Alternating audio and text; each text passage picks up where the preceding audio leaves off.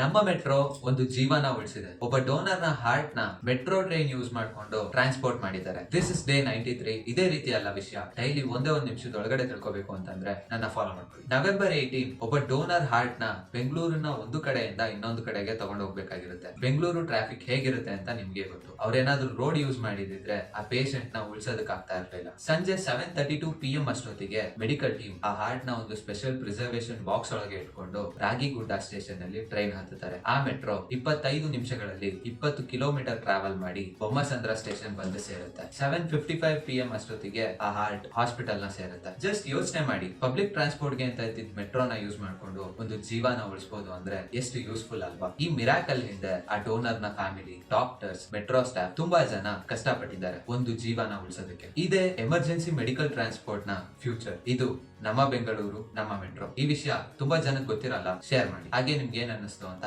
Comment ಮಾಡಿ.